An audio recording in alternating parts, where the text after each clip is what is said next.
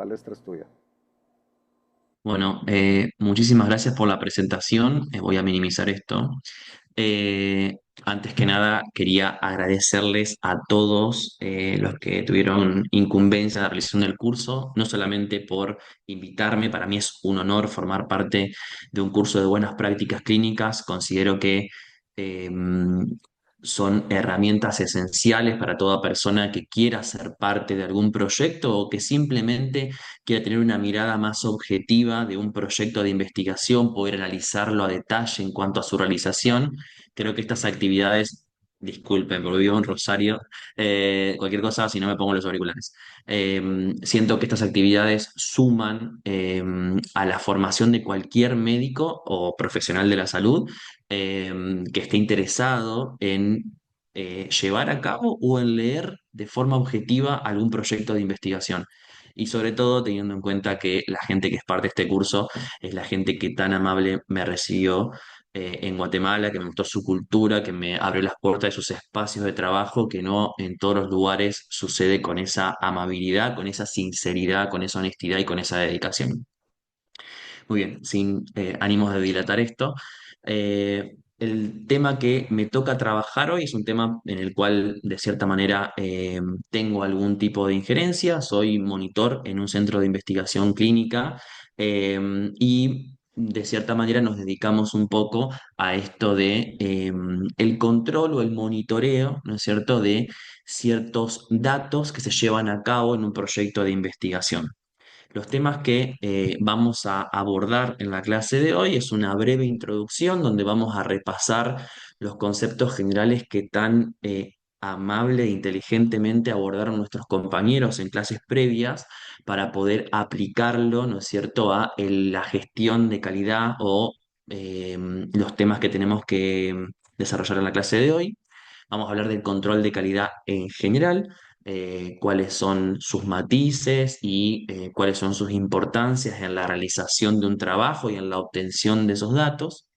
Vamos a hablar de las tres herramientas más importantes que tienen distintos tipos de personas a la hora de jugar en el control de calidad, como son el monitor, el auditor y el inspector, que muchas veces lo tenemos como una cuestión de sinónimo y que no está mal, pero bueno, de cierta manera la persona que realiza cada una de estas fases tiene un rol diferente, aunque controlen muchas veces los mismos datos. En cuanto al monitoreo, vamos a hacer un apartado especial en lo que es la CRO, sé lo que se estuvo nombrando en eventos, perdón, bajo el volumen, en eventos, en reuniones anteriores, se estuvo nombrando, pero bueno, como sabemos seguramente muchos de los que estemos acá, el monitoreo hoy en día está llevado a cabo muchas veces por estas organizaciones por contrato. Vamos a destacar auditoría e inspección, las características más generales, no es mucho más que lo anterior eso, y una breve conclusión al final. Cualquier cosa que no se escuche o que suenen cosas de fondo o algo, me avisan y me pongo los auriculares. Bien, como introducción y rescatando los conceptos que venimos trabajando previamente para reforzarlo en esta oportunidad, nosotros tenemos o entendemos a un ensayo clínico como cualquier estudio de investigación, obviamente prospectivo, que actúa sobre diferentes grupos humanos con el fin de hacer una intervención y ver cómo esa intervención responde en su salud o actúa sobre su salud. ¿Estamos? Esta es una definición de la OMS, obviamente hay cientos de definiciones, pero creo que engloba un poquito las cosas que nos sirven para trabajar hoy.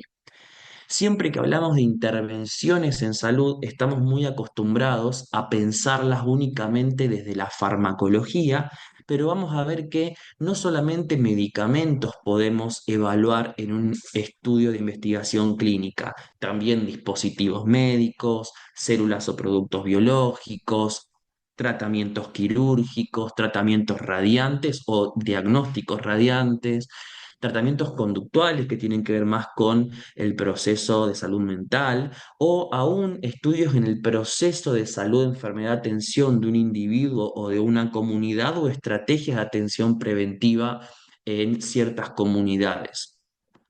Estos entendemos que se han desarrollado en el transcurso del tiempo y si uno mira, este lo saqué hace una semana cuando estaba armando la clase del trials.gov, vamos a ver que en el transcurso del tiempo la cantidad de ensayos clínicos que fueron enrolados o que se encontraban ongoing pasaron, no sé, 2010 tomamos como fecha, de alrededor de 100.000 y estamos a este momento entre 500.000 estudios que están siendo digamos, enrolados y que están ongoing en la actualidad.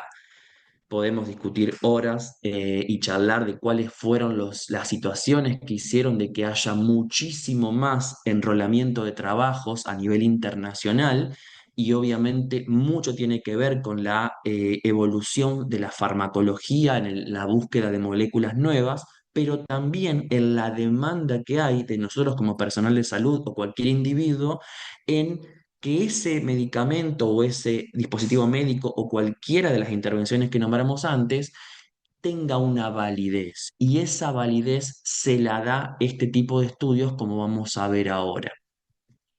Obviamente que el tiempo que lleva realizar este trabajo de investigación clínica o ensayo clínico, perdón, no sé cómo bajarle el volumen, este trabajo de investigación o ensayo clínico no es el mismo. Sabemos que la vida media de una molécula desde que se presenta hasta que sale a la comunidad es de alrededor de 15 años, pero es distinto para el resto de estudios y obviamente no va a ser el mismo tiempo o la rigurosidad con la que se lleve a cabo o que se controle un estudio de investigación en salud general que pruebe un dispositivo de atención a una molécula que tiene fines de registro, ¿verdad?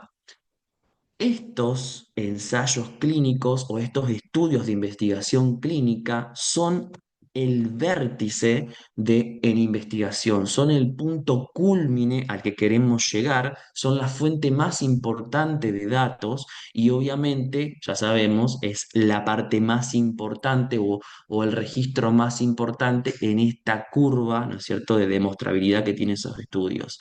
¿A qué se debe esto? Obviamente a que mientras más alto esté en la cúspide, ya lo sabemos, ese dato es mucho más fiable y el sesgo que tiene ese estudio por parte del autor es mucho menor. Ahora bien, ¿a qué se debe que estos ensayos tengan esa característica y sean el vértice de la pirámide en cuanto a demostrar la eficiencia del dato? Y en mucho se debe a esta gestión de calidad que es la que vamos a trabajar ahora y o gracias a ciertos documentos que tenemos a nivel internacional que unificaron los criterios para desarrollar un ensayo clínico y quisieron que un dato que nosotros obtengamos en Guatemala, en Argentina o en Europa tenga la misma rigurosidad para la obtención y que se lleve bajo los mismos criterios éticos en cualquier lugar. Estas guías internacionales que unificaron o globalizaron la investigación clínica están en gran parte centralizada en lo que nosotros conocemos como guía de buenas prácticas clínicas, que es una herramienta fundamental para cualquier investigador, sobre todo para los que estamos arrancando o iniciando o queremos diseñar o simplemente analizar si un protocolo se llevó a cabo de una forma correcta. Sabemos que fue generado en la Conferencia Internacional de Armonización, que hubo diferentes actualizaciones y que basado previamente fue en todos los registros éticos, como puede haber sido Helsinki antes. Entonces, ¿de qué habla esta guía de buenas prácticas clínicas? Y tiene dos características. Obviamente es una norma internacional, va a ser la misma en todos los lugares, y tiene dos grandes patas. Una principal es que está basada en una calidad ética, que siempre va a intentar defender al objeto de investigación, al individuo que sea parte, y por otro lado, científica. Tenemos que sí o sí armar o envasar a este estudio en el diseño, la realización, el análisis de datos, la obtención de los datos, a partir de esta guía detallada de cómo realizarlo. Ahí va a haber normas que están entre ellas el diseño, la realización y obviamente, por algo lo puse acá, la monitorización, la auditoría, como vamos a ver, el registro y el análisis posterior de esos datos y obviamente se aportan garantías para ese sujeto que está incluido en el ensayo. Garantías de protección, de seguridad, de bienestar y de confidencialidad. Si uno quiere, puede evaluarlo históricamente, perdón que minimizo acá, evaluarlo históricamente y va a notar que obviamente esta guía tuvo se impuso, digamos, en 1996, con una actualización en 2006 y una nueva en 2025, y basado en guías previas o convenios previos, como puede ser Helsinki. En esta guía, teniendo en cuenta la clase de hoy, se establecen los principios que tiene que tener el monitoreo, la inspección y las auditorías, obviamente, y como siempre, enfatizando en la calidad de ese dato, que es un poco lo que algunos individuos destacamos fundamentalmente, y obviamente la protección de los participantes del ensayo, que ahí hay muchísimas más personas involucradas, incluso entidades locales como puede ser el SEI o nacionales como las estructuras de auditoría. Entonces, ¿qué dice esta guía y cómo se amplifica después en cuanto a la gestión de calidad? Obviamente, esta guía destaca que la gestión de calidad para que ese estudio se base en estas dos características que estamos desarrollando, tiene que ser responsabilidad del promotor del estudio, del sponsor del estudio. Él tiene que garantizar la calidad a partir de las diferentes instancias. Y que un estudio va a tener esa garantía cuando obviamente el dato que es obtenido y obviamente documentado y demás esté de acuerdo al protocolo que se implementó y que fue autorizado por entidades nacionales y por los comités de ética locales y nacionales, que ese estudio esté basado en la guía de buenas prácticas clínicas y obviamente respete los códigos de ética y las regulaciones pertinentes nacionales e internacionales. La gestión de calidad, ¿qué va a hacer entonces como entidad? Todas ellas acciones planificadas y sistematizadas que establecen o aseguran todo lo anterior. En la actualidad, obviamente, en estos avances que tiene la guía, ha destacado o destaca el enfoque avanzado en riesgos. O sea, yo cuando estoy armando ya el diseño de un estudio o durante la realización del mismo, puedo identificar puntos en la obtención del dato, en la inoculación del tratamiento, en el registro de ese dato, en el control posterior del paciente que puedan estar en riesgo. ¿A qué me refiero? Que pueda que ese dato no sea debidamente codificado. El enfoque avanzado en riesgos, que es lo que hacemos un poco en la actualidad, es tratar de prever esa zona que pueda estar en disconfort o generar un problema y anticipar acciones para que eso no suceda. Si eso sucede, obviamente intentar mitigarlas de cierta manera o si son difíciles de mitigar, entender cuánto de eso acepto, ¿no es cierto? Registro, obviamente, en la realización del dato y que me pueda modificar o no. ¿Cuáles son los roles entonces en general que los vamos a ir reiterando igual en el transcurso de la clase en cuanto al control de calidad del ensayo? Vamos a tener que siempre asegurar la protección de los participantes, obviamente brigando a su derecho como individuo, obviamente dicho, y tratar de armar el mejor confort y bienestar para el sujeto de ensayo, basándonos siempre en las estructuras del comité de ética. Garantizar la integridad y la confiabilidad de los datos, esto lo vamos a remarcar toda la clase y obviamente un poco sesgado porque es mi trabajo, pero que esos datos sean precisos, consistentes, trazables, mensurables, hace que el trabajo que obtenga yo finalmente sea no solamente aceptado por la comunidad científica y por las comunidades regulatorias, sino que, mejor aún, sea algo útil para posteriormente aplicarlo en la comunidad. Verificar el cumplimiento del protocolo en la gestión de calidad. Nosotros sabemos que el protocolo se hizo con un diseño por un motivo, ¿no es cierto? No es lo mismo mi interpretación personal como monitor o la interpretación personal del investigador cuando hay un protocolo, porque los protocolos están armados de cierta manera justamente para poder planificar qué eventos van a suceder en adelante. Si yo modifico a mi gusto el protocolo, aún sin que genere complicaciones en el paciente, voy a obtener un dato que no está completamente trazable.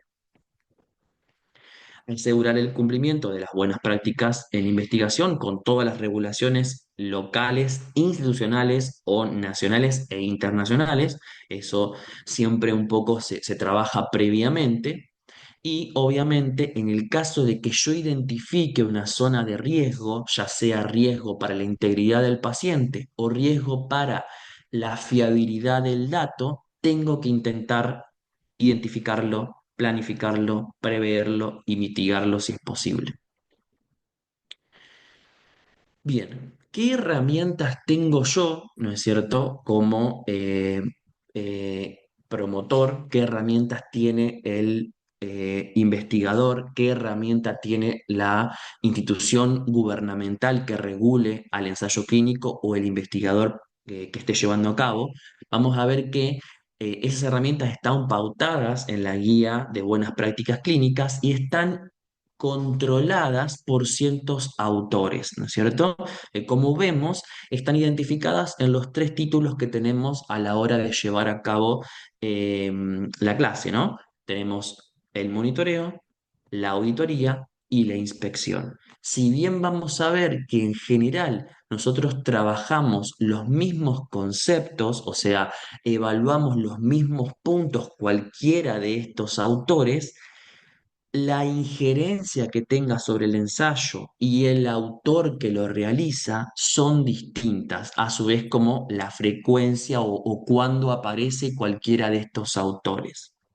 Bien, vamos a empezar. Cualquier duda, obviamente, pueden detenerme si necesario o al final de la clase las podemos armar. Vamos a empezar con el monitoreo, con la monitorización de un ensayo clínico. Vamos a ver que el monitor actúa como un interlocutor entre el promotor, o sea, el sponsor que inició el proyecto de investigación, y el investigador o el centro de investigación que está llevando a cabo el proyecto. Eh, Esa interacción es la que vamos a desarrollar ahora. ¿Qué cosas evalúa el monitor en el grupo de investigación e informa posteriormente al centro de investigación, al promotor o sponsor que estamos hablando? Como vemos, la protección, según la guía, es el acto de vigilar el desarrollo de un ensayo clínico y asegurarnos de que se cumpla todo lo que dijimos previamente, que esté adaptado al protocolo, que se guíe por las bases éticas que están previstas por los sistemas regulatorios y obviamente que los datos que se obtengan del ensayo sean contundentes, honestos, fiables. ¿Qué vamos a monitorizar? Lo que dijimos recién, los derechos y los derechos particularmente de cada grupo, que esté grupo humano o individuo que esté siendo parte del trabajo, los datos obtenidos y que se realice en base a la guía de buenas prácticas clínicas. ¿Quién es monitor? El monitor siempre es asignado, obviamente, por el sponsor, es el que define quién va a ser el monitor. Vamos a ver un poquito más adelante que el monitor en general puede ser un individuo particular por su expertise o que hoy en día hay muchas entidades que ofrecen monitoreo, que son las famosas CRO, que son los centros de investigación por contrato que actúan como monitores en muchos casos. Entonces, el monitor es indicado por el sponsor. La selección va a depender, obviamente, de la formación pertinente de cada monitor o cada CRO que nosotros contratemos. Y obviamente tienen que estar familiarizados con lo que yo esté por aportar. ¿Estamos? Si en este caso es un medicamento o un dispositivo médico tiene que estar familiarizado, obviamente, con el producto que va a investigar o con la actividad que va a tener adentro, porque vamos a ver que en la actualidad al mismo proyecto de investigación lo interactúan diferentes CROs, porque algunas están más especializados en la recolección e interpretación de datos, otras en el mantenimiento y en el mantener el producto farmacológico para asegurarnos que esté correctamente refrigerado, que se monitorice, que se aplique de cierta manera. O sea, dependiendo el rol que tome, van a ver que hay veces que en un mismo proyecto hay diferentes CRO para diferentes actividades. ¿Cuándo se realiza el monitoreo? El monitoreo se realiza antes y ahí tienen diferentes características porque muchas veces el monitor va a hacer una previsita para no solamente informar sobre el proyecto que se va a investigar, sino también para identificar que el investigador sea una persona calificada para llevarlo a cabo y aún así que el centro de investigación que se decida tenga las instalaciones, tenga las herramientas, los dispositivos necesarios para llevar a cabo el proyecto. Una vez que el dispositivo se pone en marcha, también visita la zona para definir, obviamente, qué requisitos legales necesita ese centro en particular según los protocolos de la institución, los protocolos locales de la ciudad o nacionales para poder facilitar la llevada a cabo de la investigación. Y una vez que se aprobó, obviamente el monitoreo fundamentalmente es frecuente, ahora vamos a ver de qué maneras pueden ser, con el fin de obtener, de controlar esos datos y que la integridad del individuo sea protegida. Y a la finalización, sobre todo, a la hora de obtención de datos finales y muchas veces en el análisis de esos datos. ¿Cuál es la naturaleza de la monitorización? Bueno, la mayoría de las veces o hasta cierto punto fue in situ, el monitor adquiría o tenía que hacerse presente en el lugar para poder controlar todos estos datos de los que estamos hablando y que vamos a profundizar un poquito después, pero obviamente con el advenimiento de la tecnología ha sido centralizada a partir de dispositivos virtuales, a partir de ciertos programas o ciertas plataformas que permiten una interacción mayor entre el investigador y el monitor y también logró de que se amplíe un poco los centros que puedan ser parte, porque obviamente con un monitor centralizado en un punto podemos tener mayor cantidad de centros en diferentes lugares sin aumentar los costos de tener a alguien presencial en el lugar para ciertas cosas, porque la visita in situ es necesaria, ¿no? Pero para ciertos datos no es necesario, obviamente, estar siempre presente y podemos hacerlo a partir de una plataforma digital donde se reúnen y se controle la integridad de esos datos de los que estamos hablando. Siempre después de un monitoreo, ya sea in situ o centralizado, hay un informe que se lleva a cabo y que se envía a el promotor o al sponsor, ¿no es cierto?, que está financiando y que lleva a cabo y es el responsable finalmente de el proyecto de investigación. Y para tenerlo en cuenta, y esto es importante para la mayoría de nosotros, para que poder analizarlo a la hora de proyectar un trabajo de investigación en mi centro, nosotros, el investigador y la institución, sobre todo, tiene que permitir, ¿no es cierto?, que el sponsor venga, no solamente el sponsor, sino también vamos a ver más elementos, venga a monitorizar mi centro. Nos pasa mucho en los centros de América Latina, también en Centroamérica y en muchos lugares, que obviamente a veces hay cierto recelo a mostrar nuestros datos, mostrar nuestra forma de trabajar, porque obviamente a veces por cuestiones injustificadas, ¿no? Pero deberíamos entender de que si estamos o somos parte de un proyecto, estamos a la espera de ser evaluados en algún momento porque ese dato es importante y la integridad de la persona que está haciendo a cabo de la investigación también. Entonces, para planificarlo, tengo que entender que las autoridades que forman parte de mi institución tienen que aceptar esto, de que va a haber visitas de monitoreo, de que puede haber auditorías y sobre todo, más importante, de que pueden venir autoridades de nivel nacional a fiscalizar cómo se está llevando a cabo el proyecto de investigación. ¿Todo bien hasta acá? ¿Se escucha bien? ¿Todo perfecto? Si no, bueno, entiendo que me van Vamos a bien, detener. gracias, vamos Perfecto. bien, gracias. Muy bien. Continuando un poco, habíamos comentado de que el monitor no siempre es una persona individual. Hoy en día pertenecen a estructuras más grandes que se conocen con el nombre de centros de CRO, ¿no es cierto? Y como dijimos, esas CRO son los interlocutores entre el patrocinador o el sponsor, que siempre es el responsable, ¿no es cierto?, final, y el centro o el investigador individual que está llevando a cabo el proyecto. Entendemos por CRO a toda persona u organización que es contratada, es terciarizada, no es parte ni de la farmacéutica ni de la estructura que se encargue de generar el proyecto y que cumple una o más funciones en este ensayo clínico.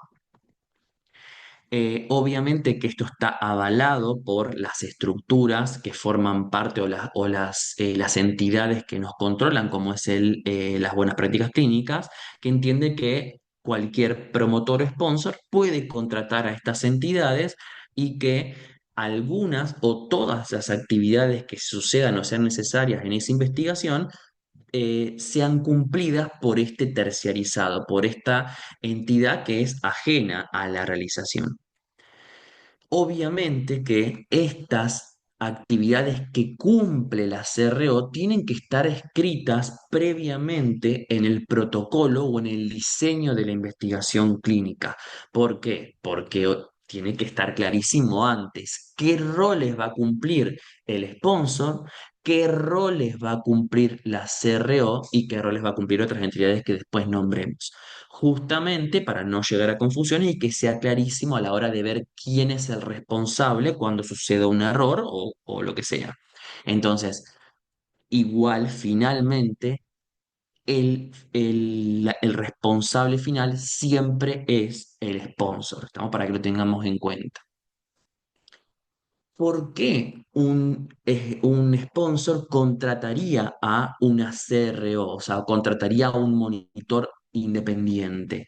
Bueno, lógicamente ahora vamos a ver un poquito cómo evolucionó esto históricamente, pero a veces hay falta de conocimiento específico y no solamente en la molécula o en el dispositivo médico que se esté investigando, sino que muchas veces tiene que ver con las regulaciones sanitarias que hay en diferentes países. Muchas veces la CRO o los monitores colaboran en ese primer paso de la selección de el hospital o la institución que va a llevar a cabo porque tienen más expertise en ese área o conocen mucho todos los reglamentos que necesitan en determinadas zonas para poder presentar todos los documentos necesarios ante los comités de ética y las regulaciones nacionales.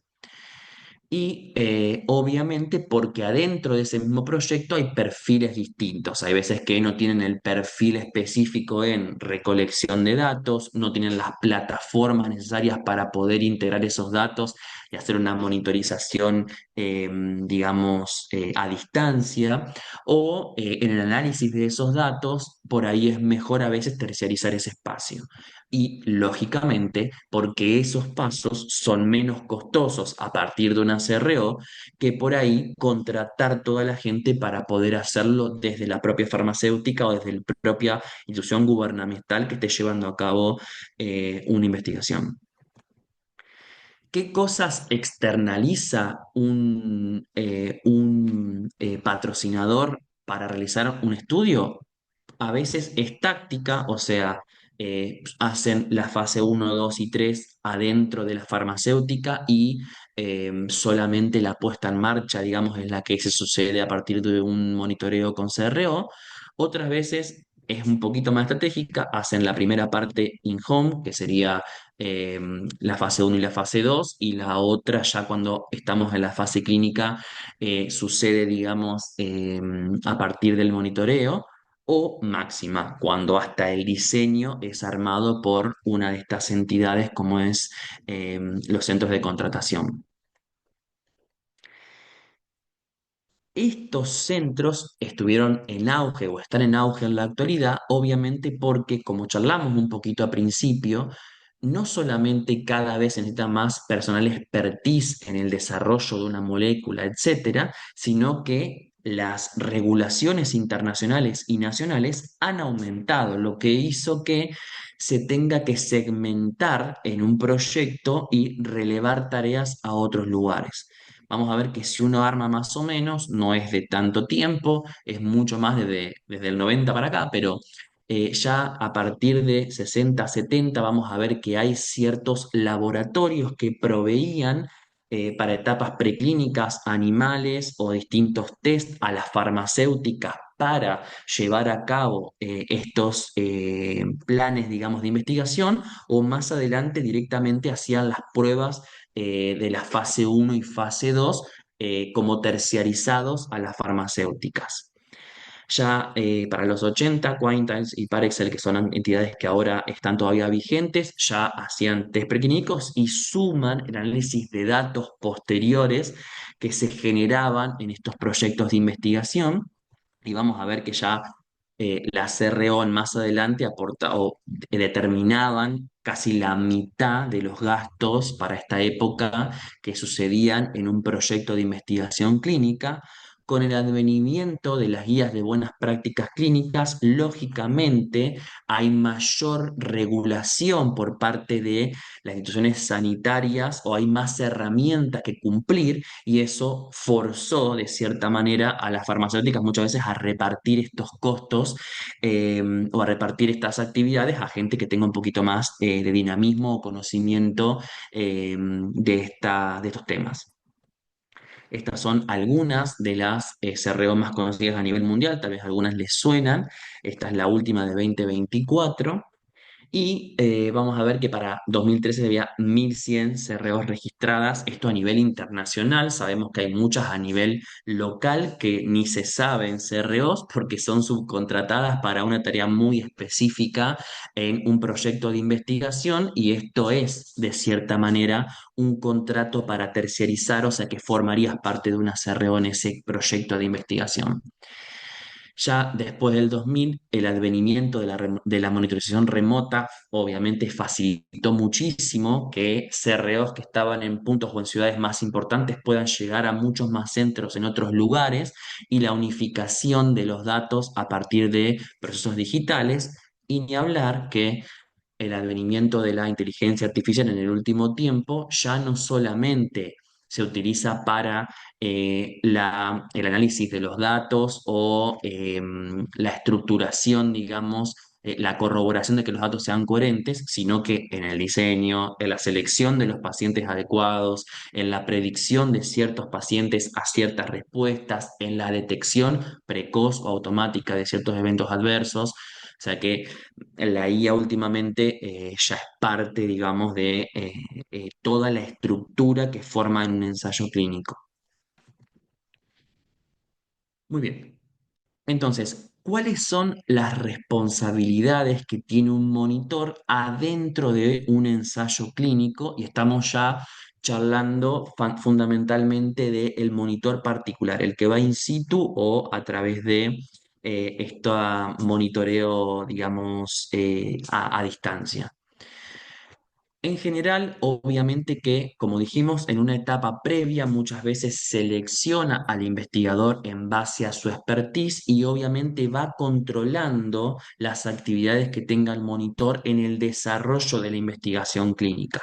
Nosotros sabemos que muchas veces el investigador principal que es designado en cada centro de investigación no siempre es el que está en el campo, en contacto con el paciente, registrando los datos o llevando a cabo el desarrollo, porque obviamente no está full time siempre en los lugares, pero sí el monitor se encarga de asegurarse de que por lo menos las personas que están asociadas, o deberíamos hacerlo, las personas que están asociadas a el investigador principal y que se encargan o tienen contacto con el proyecto, estén muy familiarizadas con el protocolo y con esta guía de buenas prácticas clínicas, porque justamente como muchas veces estos son los que de verdad llevan a cabo la investigación, o sea, por lo menos estos primeros pasos, los primeros contactos con el sujeto de investigación, es interesante que estén familiarizados a pleno con el protocolo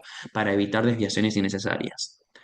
Con el centro, justamente porque en la preselección del centro, para obviamente que el centro que se elija tenga a las personas y a las herramientas necesarias para la realización del estudio, llámese la tecnología, la cantidad de pacientes, los equipos necesarios para manejar, ¿no es cierto?, los dispositivos, si es un fármaco que necesita tanta refrigeración o mantención en tal lugar, bueno, que esa refrigeración se lleve a cabo, que el farmacéutico que lo esté llevando a cabo tenga conocimiento de la droga, de cómo se mantiene, de cómo dispensarla, de cómo registrar el ingreso, el egreso, etcétera.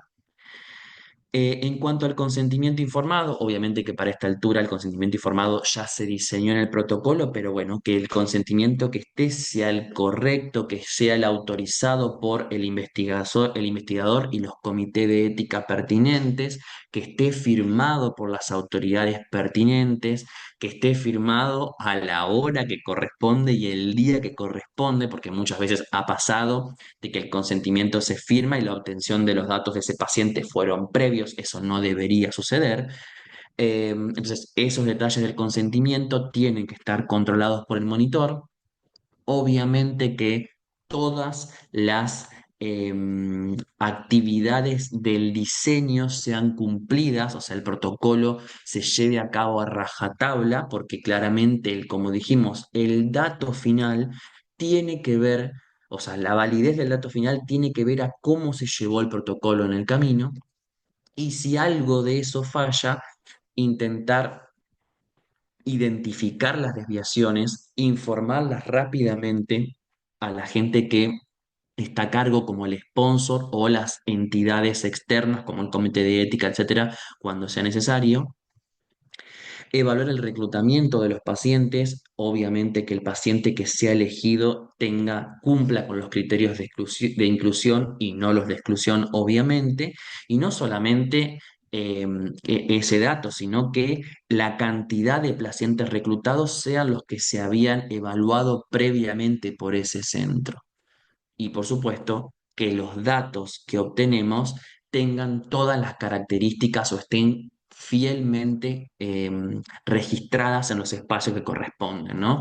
Que el dato, o sea, identificar datos faltantes, datos incoherentes, que es muchas de las cosas que nosotros trabajamos en general, datos atípicos, no solamente porque a veces no sean congruentes, sino que a veces la aparición de un dato en un proyecto de investigación son monitorizados no con el fin de decir, che, esto no me parece bien, sino que tal vez ese dato sea un dato nuevo que no esperábamos y que pueda ser parte de un futuro, de una futura investigación. Para otras entidades es siempre lo mismo y se lo digo a mis pacientes. Yo hago neurología y todos los medicamentos para la migraña no son medicamentos para la migraña, salvo los actuales. ¿Pero por qué? Porque cuando estaban tratando un paciente para epilepsia con topiramato, lo que vieron es que de los que tenían cefalea, redujeron la cefalea. Ese dato no es un dato esperable, es un dato atípico, pero sirvió como base para el estudio de otros proyectos. Entonces, no solamente un dato atípico que nosotros recalcamos a veces en el monitoreo es porque nos parezca irreal o incongruente, sino para poder registrarlo y a veces darnos nuevas herramientas para una futura investigación. Datos inesperados y desviaciones del protocolo. Obviamente se examinan las tendencias, eso en rangos y en variabilidades, y cuando se obtiene el dato, que sea correctamente comunicado, que sea rápidamente comunicado y sobre todo cuando ese dato implica el riesgo para un paciente. ¿Qué es la auditoría? ¿No es cierto? Obviamente vamos a siempre analizar los mismos aspectos, pero dijimos que la frecuencia o el actor que la lleva a cabo es lo que se modifica. Una auditoría, como sabemos, es una entidad independiente y sistemática. ¿A qué me refiero con ese? ¿A qué me refiero con esto? Que es una entidad ajena al proyecto de investigación y que es propuesta por el sponsor. ¿Estamos bien? Que lo que va a hacer es analizar todas las etapas que estuvimos viendo previamente, pero desde una mirada imparcial, justamente con el fin de aumentar la fiabilidad de que estamos tratando al paciente dentro de los protocolos éticos correspondientes y que esos datos sean honestamente validables. Entonces, ¿qué va a hacer esta auditoría? Determinar, obviamente, que todas las actividades sean llevadas a cabo en base a el protocolo, la guía de buenas prácticas clínicas y los requerimientos legales nacionales o internacionales de donde esté llevando a cabo el proyecto. Obviamente que, como dijimos, es realizada por el patrocinador, pero no particularmente, sino que de una forma independiente, terciariza muchas veces a esta estructura, a veces lo hace el mismo patrocinador. El DSMB es uno de los conocidos para algunas de las personas que estamos acá. Es una persona ajena, un centro ajeno a la montación de rutina, o sea, no es parte del monitor ni la CRO, no es parte de los centros de investigación y no es parte del patrocinador. Siempre es una persona hipercalificada, obviamente en la expertise de lo que estemos evaluando. En ese caso que le mostré la DSMB, lo que más estudian es el dato, o sea, la fiabilidad del dato y siempre tiene una frecuencia establecida, dependiendo del trabajo, puede ser cada 3, 6 meses, anual, etcétera. Y son en general avisadas con anterioridad para que todos los datos se puedan reclutar con el tiempo suficiente. ¿Qué razones tenemos para hacer una auditoría? Obviamente, insistimos, lo vemos nombrando desde el principio, proteger los derechos y el bienestar de los pacientes, garantizar, y acá hay mucho de las auditorías, la credibilidad y la confianza del dato del ensayo clínico. ¿Y eso de qué va a depender? Obviamente de que se cumpla el protocolo aprobado o sus eventuales modificaciones que pueda haber tenido, evaluar las cualificaciones y las capacidades de los investigadores en general, sobre todo mientras se va desarrollando el trabajo de investigación, que se cumplan los requisitos solicitados en la guía de buenas prácticas clínicas, identificar algún riesgo, muchas veces para el monitor no lo vemos porque no vemos la magnitud de todos los datos, pero cuando lo ve una actividad independiente dicen, bueno, che, acá apareció este dato importante, vamos a ver si esto sucede o tiene que ver con un riesgo potencial para el paciente y si ese riesgo, para el paciente o para el proyecto, y si ese riesgo puede ser predecible, cambiable, etcétera y genera obviamente una retroalimentación a todas las entidades, a los investigadores, a los auditores y al patrocinador para aportar una vista diferente, ¿no es cierto?, a mejorar la calidad del paciente y sobre todo la confiabilidad posterior de ese ensayo clínico. Si se descubre un incumplimiento en todo lo que dijimos, es lo que trabajamos recién. Van a intentar generar una nueva herramienta, una nueva estratégica, una nueva propuesta para mitigar esos fenómenos de riesgo en ese proyecto. Cuando hablamos de inspección, esto es interesante, nosotros muchas veces esta la confundimos con otra, pero esta está buena que la sepamos como entidad diferente. Una inspección es una revisión oficial y es llevada a cabo por una autoridad reguladora, o sea, es ajena al monitor, al investigador y al patrocinador. Es una entidad local, nacional o internacional que va a evaluar cómo se está llevando este proyecto, ¿no es cierto? Que es una entidad sanitaria, obviamente, ANMAT en Argentina, FDA, EMA, son entidades mucho más grandes, los comités de éticas nacionales e internacionales, esos son los que llevan a cabo esta situación de inspección. Esta es una supervisión que propone la OPS en su página oficial y vamos a ver, como habíamos hablado al principio, nosotros podemos investigar muchas cosas en un paciente. Por ejemplo, el proceso de salud, enfermedad, atención, que no implica eh, implicar directamente sobre la salud de un individuo. No aplicamos o no monitorizamos un dispositivo médico o un medicamento. Evaluamos, por ejemplo, modificar, no sé, la atención primaria en tal lugar, o sea, la derivación a tal cosa. Entonces, esos son regulados por, en general, comité de éticas, porque incluye una actividad con un sujeto humano de atención, eh, por comités de éticas locales y nacionales, pero los ensayos clínicos que implican medicamento o dispositivo sí o sí van a tener una evaluación adicional por un centro regulatorio nacional. Como dijimos, varía en muchos lugares, hay internacionales, eh, pero los nacionales, los más conocidos, FDA, EMA, son por ahí comunes o que podamos entender todos. La supervisión, obviamente, de la Sociedad Regulatoria Nacional es directa y va a actuar sobre el patrocinador, sobre el investigador y sobre el monitor.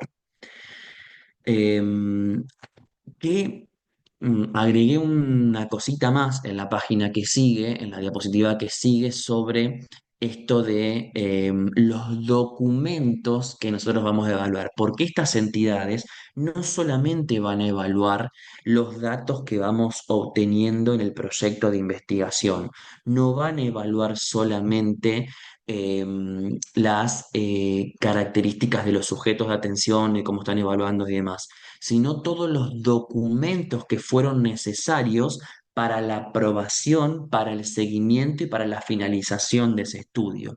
Por eso vamos a ver que la inspección sucede generalmente previo a a la realización de un estudio, habitualmente a posterior, y durante la evaluación puede suceder de forma espontánea, pero la mayoría de las veces es consecuencia de, por ejemplo, un evento serio en particular. ¿No es cierto? Ahí va a actuar directamente ANMAR, me sale por Argentina, pero cualquier entidad local que regule a estos ensayos clínicos.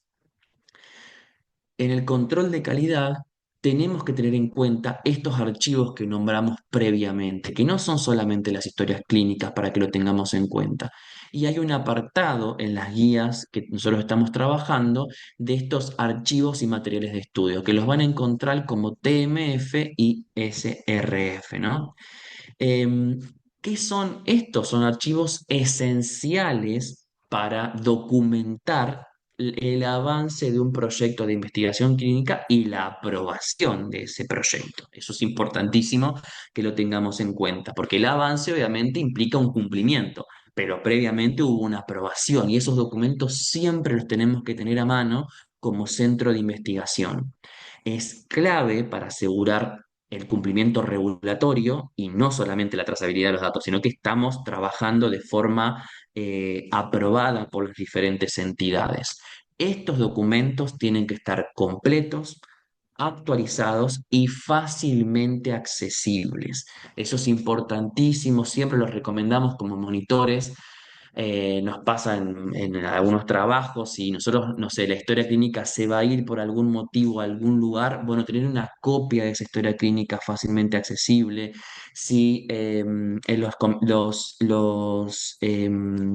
los, me dio la palabra, los consentimientos informados los tengamos siempre a mano, todas las aprobaciones o las cosas que nos envíe el SEI las tenemos que tener a mano, fácilmente obtenibles en lugares donde estén protegidos. Yo he visto que se humedecen y es algo que tiene que estar cuidado, porque entendemos que son documentos de valor legal y que me pueden comprometer como persona, como médico, ya excede, digamos, al proyecto de investigación. Entonces, los TMF, son responsabilidad del patrocinador y de la CRO, y van a tener todos los documentos esenciales a nivel global, o sea, que me habilitaron a activar la realización del estudio, los protocolos, las enmiendas, los manuales de estudio que se van a enviar a los centros de investigación, los contratos con los centros de investigación y las aprobaciones respondientes de los centros de ética,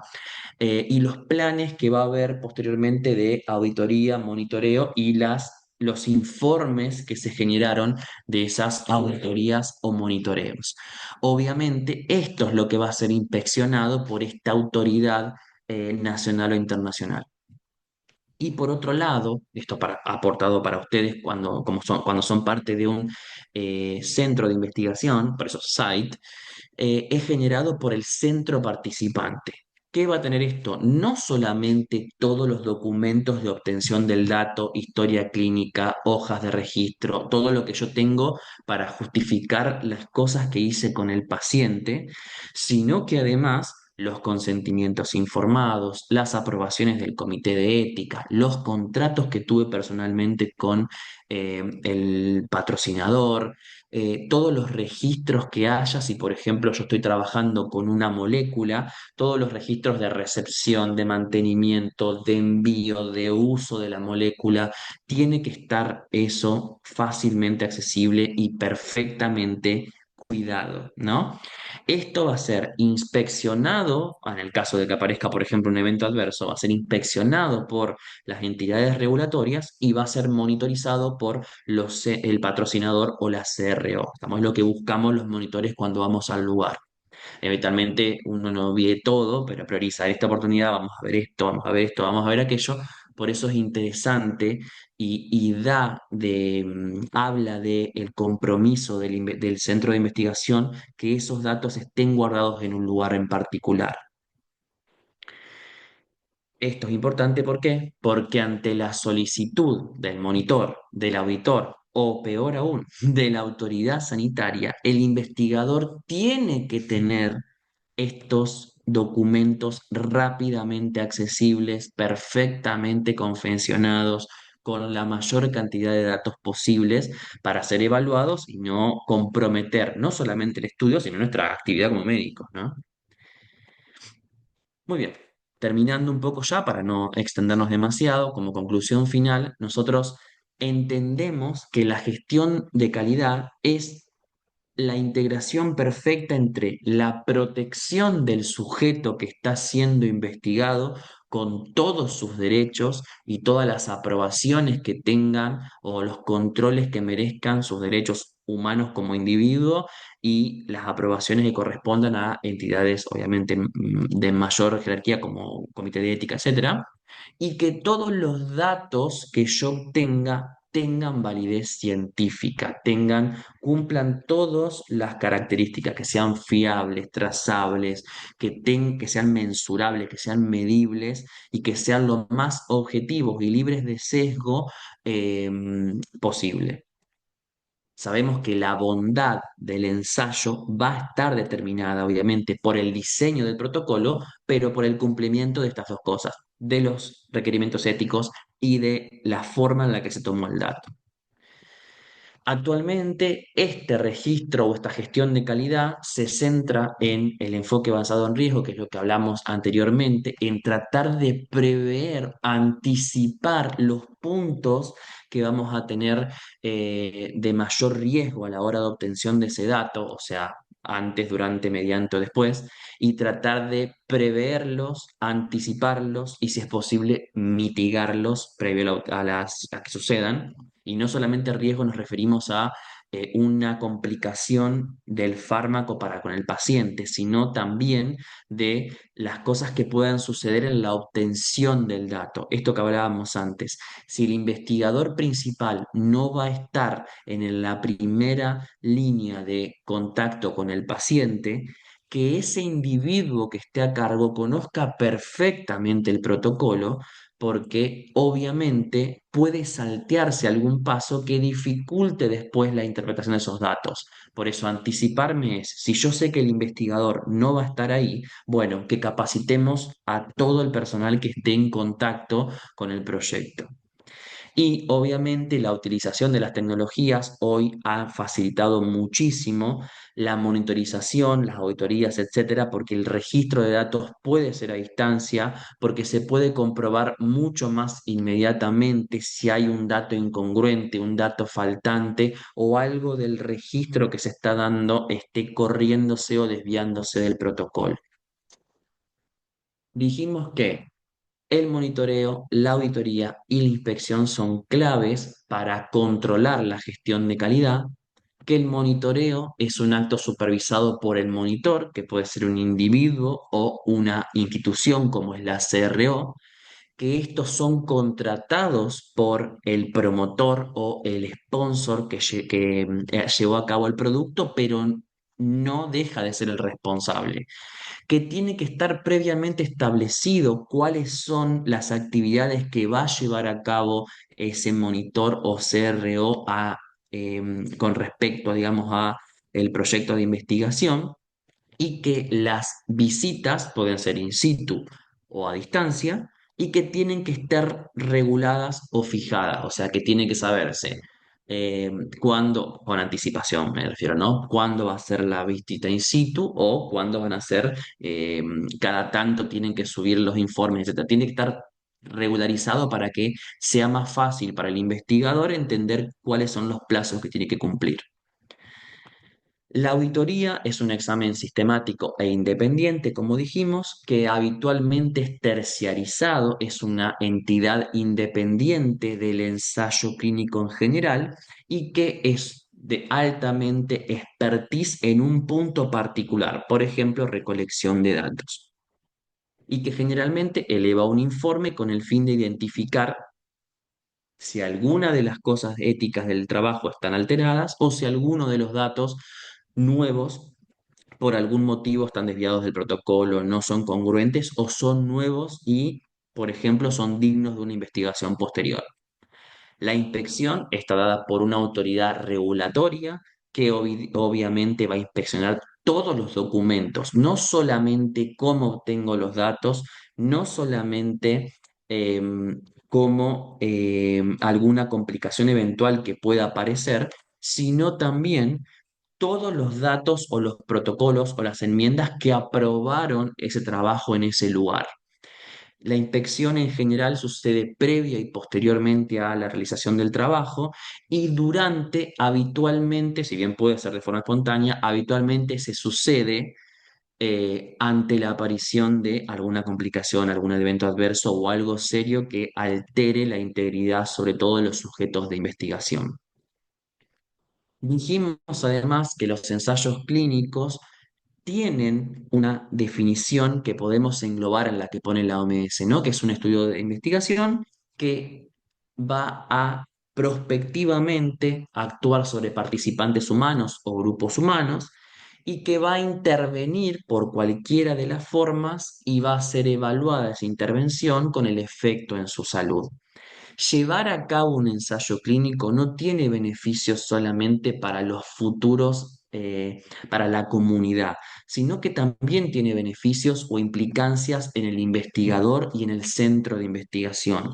Vamos a ver que en lo profesional está altamente visto que mejora las prácticas asistenciales de los participantes o de los investigadores, es un estímulo para el profesional ser parte de un enrolamiento de un trabajo de investigación, y en cuanto a la institución, tiene algunas oportunidades un financiamiento adicional para llevar a cabo sus prácticas o mejora por sobre todo la imagen institucional. Como dijimos, en nivel de evidencia, un ensayo clínico es la pirámide de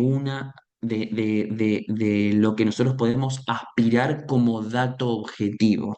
Es lo más importante o la fuente más interesante a la hora de tomar o de confiar en un dato. ¿Por qué? Porque dijimos que está altamente controlado por todo lo que nombramos anteriormente y porque tiene bajo sesgo personal si se llevó a cabo como corresponde. Entonces, los invito a ustedes, investigadores o futuros investigadores, que obviamente siempre respetando la integridad del paciente con todas las características que conlleva o los reglamentos que merece, siempre tratar de objetivizar el dato, que ese dato sea objetivo, fiable, trazable, porque desde otra perspectiva nosotros podemos entender que ese metaanálisis va a ser la base de otro estudio para guiar la práctica en otro colega a otro lugar. Los metaanálisis de estudios que nosotros realizamos son utilizados para llevar a cabo guías eh, o protocolos nacionales para tomar una conducta sobre un paciente, para tomar una conducta en salud pública o lo que sea. Entonces necesitamos que ese dato tenga fiabilidad, que sea creíble, porque va a manejar o va a transformar la práctica en otro colega, en otro lugar. Así que, nada, muchísimas gracias.